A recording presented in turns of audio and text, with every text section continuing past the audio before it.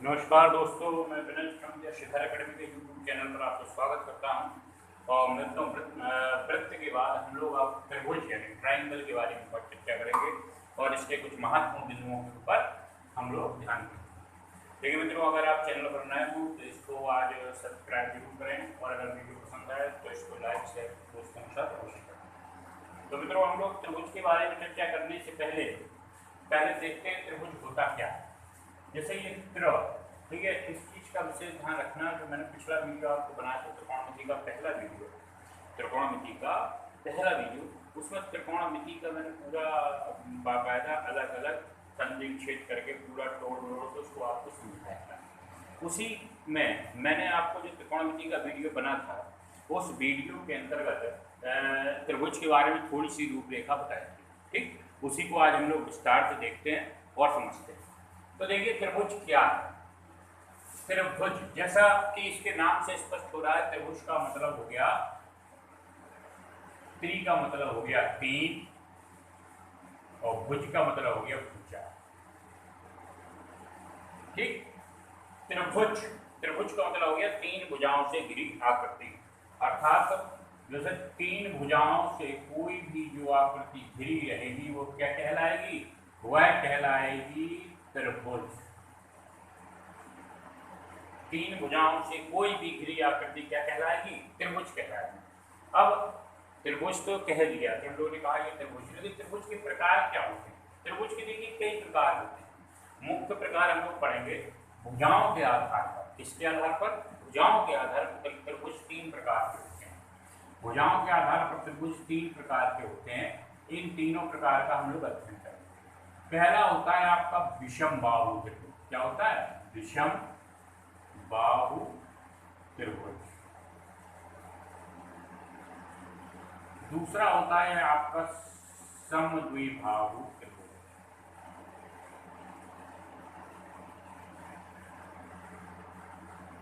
तीसरा होता है आपका समबाहु त्रिभुज।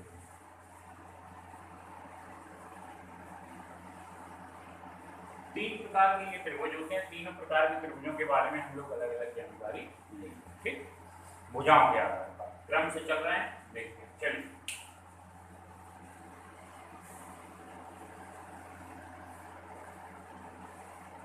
देखिए भुजाओं के आधार पर किस प्रकार। सबसे पहले हम लोग डालते हैं समबाहु त्रिभुज। क्या डालते हैं? समबाहु त्रिभुज। समबाहु त्रिभुज, इसके बारे में हम लोग चर्चा करते हैं कि ये जो समबाहु त्रिभुज ये है क्या। मित्रों, समबाहु त्रिभुज की तीन भुजाओं से घिरी आकृति होगी। ठीक, तीन भुजाओं से इसकी घिरी आकृति है, लेकिन इसमें एक विशेषता है समबाहु त्रिभुज में कि इसकी जो तीनों भुजाएं हैं वो क्या रहेंगी? आपस में बराबर। ध्यान रखना, समबाहु त्रिभुज की एक विशेषता होती है कि इसकी तीनों भुजाएं आपस में बराबर होती हैं, अर्थात AB बराबर BC बराबर CA, तीनों भुजाएं आपस में बराबर। एक चीज ध्यान रखना कि अगर तीनों भुजाएं आपस में बराबर हैं तो तीनों कोण भी इनके आपस में बराबर होंगे। तो मैं शॉर्ट में लिख दे रहा हूं कि कोण A बराबर कोण B बराबर कोण C, तीनों कोण बराबर। और यह हमें पता होना चाहिए कि त्रिभुज के तीनों कोणों का योगफल, यानी इसका, इसका और इसका, त्रिभुज किसी भी त्रिभुज के तीनों कोणों का योगफल कितना होता है? 180 अंश होता है। कितना होता है? 180 अंश। अब 180 अंश को तीन बराबर अगर भागों में बांटा जाए तो 180 अंश को अगर तीन बराबर भागों में बांटेंगे तो कितना होगा? 60, अर्थात तीनों कोणों का मान 60 है। तो इससे दो तीन परिणाम निकलते हैं कि समबाहु त्रिभुज की तीनों भुजाएं आपस में समान होती हैं। समबाहु त्रिभुज की तीनों भुजाएं आपस में समान होती हैं। समबाहु त्रिभुज के प्रत्येक कोण का मान आपस में बराबर होता है, या कह सकते हैं समबाहु त्रिभुज का प्रत्येक कोण 60 अंश का होता है। इतनी चीज आपको समझ में आनी चाहिए और ये सरल है। ठीक, समबाहु त्रिभुज का क्षेत्रफल क्या होता है? देखिए, ये मेंसुरेशन की बात है, लेकिन फिर भी देखो समबाहु त्रिभुज का क्षेत्रफल क्या होता है। देखिए, जैसे कोई भी त्रिभुज पूछे आपसे त्रिभुज का क्षेत्रफल अगर पूछे तो आप क्या कहोगे, 1/2 लंब गुणे आधार, अगर किसी भी त्रिभुज का क्षेत्रफल पूछे। लेकिन यहाँ पे समबाहु अर्थात तीनों भुजाएं आपस में बराबर है। अब आप लोगों को लंब निकालना, मान चलिए ये, तो लंब हमने जैसे ही डाला तो ये भुजा आधी हो गई। अगर मान के चलो ये भुजा x थी तो ये कितनी होगी, x/2। इसी के आधार पर पाइथागोरस प्रमेय का प्रयोग करके, किसका प्रयोग करके, पाइथागोरस प्रमेय का प्रयोग करके हम लोग जो समबाहु त्रिभुज है, समबाहु त्रिभुज है, उसका क्षेत्रफल लिखते हैं √3/4 भुजा स्क्वायर। अब आप कहोगे ये कैसे आ गया, क्योंकि त्रिभुज का क्षेत्रफल या तो 1/2 लंब गुणे आधार होता है, या हीरोइन के सूत्र से त्रिभुज का क्षेत्रफल होता है s, s-a, s-b और s-c, या तो ये होता है।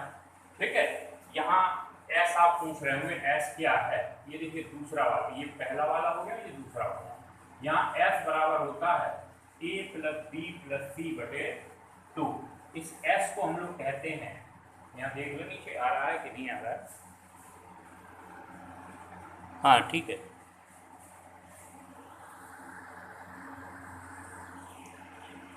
इस s को हम लोग कहते हैं अर्ध परिमाण। क्या कहते हैं इस s को, अर्ध परिमाण।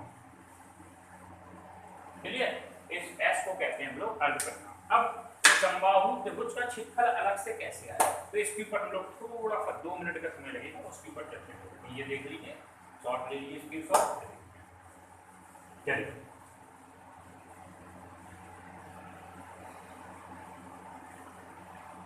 जैसा कि हमने अभी चित्र बनाया था, इसको बनाइए चित्र। अब समबाहु त्रिभुज में एक हमने लंब डाला, ठीक। अब तीनों भुजाएं बराबर है, अर्थात ये लंब माध्यिका का कार्य करेगा। माध्यिका जो है त्रिभुज को 2 बराबर भागों में बांटती है। अभी इसके बाद जिस माध्यिका के ऊपर चर्चा करेंगे, जैसे जैसे चीजें सामने आती जाएंगी उनके ऊपर चर्चा करेंगे। तो ये भुजा हम लोग मान लेते हैं x, अर्थात इसकी तीनों भुजाएं क्या होंगी, x होंगी। तो ये 2 भागों में बट गई, तो x/2 x। और हमें बताया त्रिभुज का क्षेत्रफल 1/2 लंब गुणे आधार है। अब हमें इसका AD का मान निकालना है, AD का ये पता है, ये पता है। तो हमें पता है कि लंब का मान निकालने के लिए हमें क्या करना पड़ेगा, कर्ण का स्क्वायर में किसको घटाना पड़ेगा, आधार के स्क्वायर। ये कौन सी प्रमेय है, ये पाइथागोरस प्रमेय। कौन सी प्रमेय है, पाइथागोरस प्रमेय। अब इसमें कर्ण क्या है, कर्ण x है, लिख दिया हम लोगों ने x स्क्वायर, और आधार क्या है, x/2 है। यहाँ पे x स्क्वायर आ गया, देखिए यहाँ आ गया आपका x²/4। एलसीएम लिया इसका, यहाँ नहीं लगा सकता है, नीचे नहीं आ रहा, यहाँ लगा। देखिए यहाँ पर x² आ गया, यहाँ पर आ गया x²/4। इसका एलसीएम ले लिया, एलसीएम लेने पे कितना है, 4x² - x²। तो यहाँ बाहर ये 4 निकल आया, 1/2 हो गया, अंदर क्या बचा, 3x²। अर्थात x भी बाहर निकल आया, सिर्फ क्या बचेगा, √3 अंदर बचेगा। ठीक, इतना आ गया। ये किसका मान आया, AD का। किसका मान आया, AD का। और त्रिभुज का क्षेत्रफल क्या कहलाता है, 1/2 लंब गुणे आधार, अर्थात AD गुणे, क्या करेंगे, AD गुणे आधार क्या है, BC, AD गुणे BC। 1/2 AD का मान है √3/2 x, और BC का मान भी x है, तो √3/4 x²। ये आया। तो देखिए बिल्कुल सिंपल तरीका है, अगर किसी चीज को समझने का प्रयास करें तो हर चीज मैथ में अपने आप में समाहित है। तो ये तो हो गया समबाहु त्रिभुज का क्षेत्रफल। देखिए अब हमने कहा हम सीधे जाके माध्यिका पे बात करेंगे, क्योंकि माध्यिका बीच में आ गई। माध्यिका होती क्या है, ये नोट कर लीजिए, जरा स्क्रीनशॉट ले लीजिए। ठीक, अब हम लोग बात करते हैं माध्यिका पे। माध्यिका क्या है, माध्यिका के ऊपर चर्चा करते हैं। देखिए माध्यिका जो है, पहले तो त्रिभुज एक बना लेते हैं, बढ़िया अच्छा सा हरा भरा त्रिभुज है। इस हरे भरे त्रिभुज में अगर हम लोग केंद्र से कोई रेखा खींचते हैं, शीर्ष से कोई रेखा खींचते हैं और यह कहकर खींचते हैं कि यह त्रिभुज की माध्यिका, क्या है, माध्यिका। अगर यह त्रिभुज की माध्यिका है, तो यह त्रिभुज की माध्यिका जिस रेखा या जिस आधार पर खड़ी होगी, किस पर खड़ी है, BC पर, उसको बराबर दो भागों में बांटेगी। किसमें बांटेगी, बराबर दो भागों में बांटेगी। ये बात क्लियर हुई, अर्थात जिस आधार पर खड़ी होगी उसको दो बराबर भागों में बांटेगी। इसका मतलब ये जो माध्यिका है, यहाँ पर माध्यिका जो है, माध्यिका AB किस आधार पर है, आधार BC पर। अर्थात अगर आधार BC पर है तो ये जो माध्यिका, इसको मान लीजिए B, क्योंकि दो B नहीं रहेंगे, ठीक है, AD है, BC पर है, तो इसका मतलब जो BD है वो किसके बराबर होगा, DC के बराबर। बराबर दो भागों में बांटा है इसने, BD बराबर DC, ये आपका परिणाम निकलता है। माध्यिका लंब नहीं, माध्यिका जिस आधार पर गिरेगी उसको दो बराबर भागों में बांटे। इसका मतलब कुछ और भी होता होगा, पक्की बात है। हमने आपको त्रिकोणमिति में या इसमें आपके रेखागणित में, ज्योमेट्री में एक चीज हमेशा ध्यान रखना, अगर दो भुजाएं बराबर हैं तो उनके सामने वाले कोण भी आपस में बराबर होंगे। तो यहाँ पर बराबर कौन भुजाएं, ये और ये, तो अर्थात इनके ये जो कोण हैं ये दोनों भी आपस में क्या होंगे, बराबर होंगे। तो इससे यह परिणाम भी निकलता है कि कोण BAD, ये आधा कोण बराबर होगा कोण DAC। तो ये बताने का तात्पर्य, जब भी आपको परीक्षा में इस टाइप के सवाल आएंगे कि यहाँ पर ये माध्यिका का प्रारूप है, इसका है माध्यिका का, किसी भी त्रिभुज की, इसकी नहीं, किसी भी त्रिभुज की माध्यिका ऐसे और निकालते हैं और उससे ये आपके त्रिभुज के ऊपर इफेक्ट पड़ते हैं, जिनको हम लोग ध्यान देते हैं। क्लियर, इसका स्क्रीनशॉट ले लीजिए, फिर मैं आगे बढ़ता हूँ।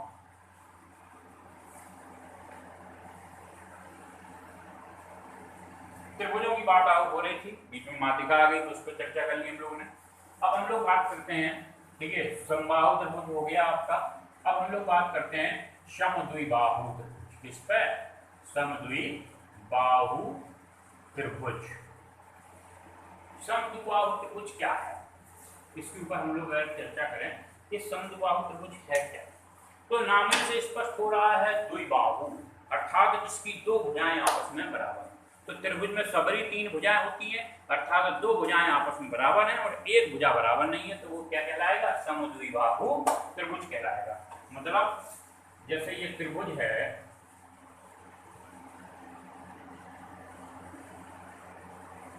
ये त्रिभुज है ABC, इस त्रिभुज में मैं आपसे कह दूं कि AB बराबर AC, AB बराबर AC, अर्थात ये दोनों आपस में बराबर। तो पक्की बात है, ये दोनों आपस में अगर बराबर हैं तो ये कैसा त्रिभुज कहलाएगा, समद्विबाहु त्रिभुज कहलाएगा। लेकिन अभी अभी हम लोगों ने बात की है कि अगर किसी त्रिभुज की आमने सामने की भुजाएं बराबर हों तो उसके कोण भी आपस में बराबर होते हैं, अर्थात ये दोनों कोण भी आपस में बराबर होंगे। समद्विबाहु त्रिभुज में कोण ABC, ये वाला बराबर होगा ACB। तो इसका मतलब क्या निकला कि जो भुजाएं बराबर होंगी उनके आमने सामने के कोण भी आपस में बराबर होंगे। एक चीज से आप और समझ सकते हैं, ये दोनों भुजाएं कहाँ मिल रही हैं, इस वाले कोण पर मिल रही हैं, तो पक्की बात है ये वाला कोण छोड़ के ये दोनों कोण आपस में बराबर होंगे। ये थी आपकी समद्विबाहु त्रिभुज। अगर आप सुनना चाहें तो एक बार फिर सुन लीजिए, ऐसा त्रिभुज जिसकी दो भुजाएं आपस में बराबर होती हैं, समद्विबाहु त्रिभुज। अब तीसरा आता है विषमबाहु।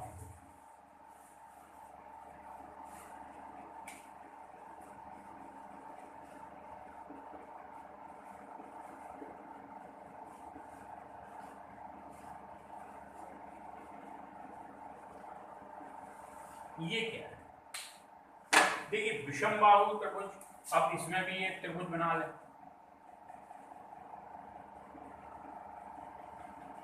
बड़ा सीधा सच्चा है, इसका किसी से कोई मेल नहीं होता है, अपने में मस्त रहता है, अर्थात कोई भी भुजा किसी भी भुजा के समान नहीं होती है, कोई भी कोण किसी कोण के समान नहीं होता है, मतलब ए बी, बी सी और सी ए ये आपस में बराबर नहीं होते हैं। इसी प्रकार कोण ए, कोण बी और कोण सी इज नॉट इक्वल टू, अर्थात ये भी आपस में बराबर नहीं होते हैं। तो ऐसा त्रिभुज जिसके कोई भी भुजा और कोई भी कोण आपस में बराबर ना हो विषमबाहु त्रिभुज कहलाता है। अच्छा, ये तो बात हो गई विषमबाहु त्रिभुज, भुजाओं के आधार पर तीन त्रिभुजों को हम लोगों ने बांटा। किसके आधार पर? भुजाओं के आधार पर। अब बात करते हैं हम लोग कोणों के आधार पर। किसके आधार पर? कोणों के आधार पर। देखिए, कोणों के आधार पर तीन प्रकार के त्रिभुज होते हैं। कोणों के आधार पर कितने प्रकार के त्रिभुज होते हैं? तीन प्रकार के। कौन कौन से? नंबर एक तो आपका हो जाता है न्यून कोण, न्यून कोण त्रिभुज। नंबर दो हो जाता है अधिक कोण त्रिभुज।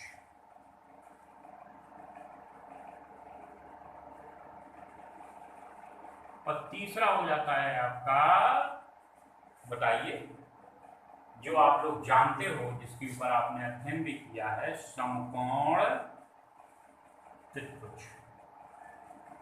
समकोण त्रिभुज के ऊपर मैं चर्चा कर चुका हूं और पूरा एक वीडियो बनाया था। जिसको दिक्कत हो वो त्रिकोणमिति के पहले वाले पोर्शन में जाएगा, तो वहां समकोण त्रिभुज की पूरी डिटेल मिल जाएगी विद पाइथागोरस थ्योरम के साथ। अर्थात पाइथागोरस प्रमेय भी उसमें मैंने बताई है और समकोण त्रिभुज की विशेषताएं बताई हैं, ये सब बताया है। न्यून कोण और अधिक कोण के बारे में भी थोड़ा थोड़ा बताया है, लेकिन वो न्यून कोण और अधिक कोण के बारे में हम लोग यहाँ देखते हैं। पहले तो ये देखते हैं कि न्यून कोण होता क्या है। देखिए, जैसे मान चलिए ये कितने अंश का कोण बना है, ये बना, मान के चलते हैं 90 अंश। कितने अंश का? 90 अंश का। और ये पूरा है 180 का, और ये जो है आपका 0 अंश का। ठीक है, यहां से हम लोग मान लेते हैं। तो ये जो 90 अंश का बना है, इसके नीचे जो भी कोण होंगे, अर्थात 89, 88 से लेकर कहां तक? 0, 1, 2, ये सभी क्या कहलाएंगे? न्यून कोण। क्या कहलाएंगे? न्यून कोण। इसके बाद इसी के बाद यहां पर आ जाओ, ऐसे कोण जैसे 91, 92, 93, यहां पर आ जाओ थोड़ा 180 से कम, 179, 179, 178, ये क्या कहलाएंगे? अधिक कोण। तो ये बात क्लियर हो गई कि न्यून कोण क्या है और अधिक कोण क्या है। और समकोण क्या है? जो सीधा 90 अंश का है वो क्या है? समकोण। ऐसे त्रिभुज जिनमें एक कोण आपका न्यून कोण होता है वो क्या कहलाते हैं? न्यून कोण त्रिभुज। और अधिक कोण त्रिभुज जिनमें एक कोण आपका अधिक कोण होता है वो अधिक कोण त्रिभुज कहलाते हैं। मतलब अधिक कोण त्रिभुज में आपके अधिक कोण मिलेगा और न्यून कोण त्रिभुज में आपको न्यून कोण। ठीक, चलिए साफ कर दें। ये तो हो गई त्रिभुजों की बात। ये किसकी बात हो गई? त्रिभुजों की। त्रिभुज क्या क्या है और कैसे है। मैंने बीच में माध्यिका की भी बात कर दी। मैं एक चीज स्पेशल और आपको बताता हूँ, उसके बाद, क्योंकि वीडियो जो है मैं लंबा इसलिए नहीं करता कि आप लोग देखते देखते ऊब ना जाए, बिजी व्यक्ति हो, समस्याओं में घिरे हुए हो, तो थोड़े ही में काम चला लिया करो। क्योंकि आपकी विचारधारा जो है वो कम पढ़ोगे तो मुझे ऐसा लगता है, जिससे आपका अपना बहुत है, ये चलता रहेगा। ज़्यादा मैंने किसी दिन पढ़ा दिया तो शायद बच्चे बीमार हो जाएं, इसलिए उतना नहीं बताता हूँ। इसलिए क्या है, इसमें मैं आपको प्रमेय बताना, माध्यिका वाला मैंने बता ही दिया आपको। जैसे एक छोटी सी चीज मैं आपको बता देता हूँ, ये जो बाह्य कोण होता है, यहाँ पर मान लीजिए बी, ठीक, ये त्रिभुज दिखाई दे रहा है। इसमें क्या है, आपसे एक ध्यान से देखना, ये वाला कोण जो होता है कौन सा? ये ए सी डी। कौन सा कोण? ए सी डी, ये वाला कोण ए सी डी। ये वाला जो कोण होता है अंदर के, यानी सामने इसके कौन कौन है? ये वाला है और ये वाला। इन दोनों के योगफल के बराबर होता है सी ए बी प्लस कोण ए बी सी। इन दोनों के योगफल के बराबर होता है। इसको ऐसे लिख सकते हो, ये x मान लो, ये a और ये b। तो ऐसे लिख सकते हैं कि कोण x बराबर कोण a प्लस कोण b। ठीक है, आपसे पूछ सकता है कि इस कोण का मान 25 अंश है और इस कोण का मान 45 अंश है, तो इस वाले कोण का मान बताइए। तो आप कह सकते हो कि 25 और 45 को जोड़ देंगे तो इस वाले कोण का मान 70 अंश और 8 है। क्लियर? यानी बाह्य कोण जो होता है, बहिष्ठ कोण जो होता है, वो अंदर के सामने के दोनों कोणों के योगफल के बराबर होता है। तो धन्यवाद आज के लिए, और छोटा सा वीडियो है, देखिए, मजे कीजिए। कल त्रिकोणमिति के इसमें त्रिभुज में हम लोग नया वीडियो लेकर आएंगे और आगे बढ़ेंगे। इसके बाद वृत्त, त्रिकोणमिति और त्रिभुज के सवाल लगातार आपके चलेंगे, जिससे आपकी प्रैक्टिस भी हो जाए। इन सवालों के बाद हम लोग मेंसुरेशन को उठाएंगे। ठीक है, तो क्रमबद्ध तरीके से हमारा सिलेबस हो रहा है और बहुत अच्छे से हो रहा है। इसके बाद 1 मई से हम लोग लेखपाल के बैच प्रारंभ करेंगे। उन सब में इन सब चीज़ों की चर्चा होगी, फिर से दोबारा मैथ चालू होगी, लेखपाल रिकॉर्डिंग और फास्ट तरीके से। ठीक, धन्यवाद। जय हिंद, जय भारत।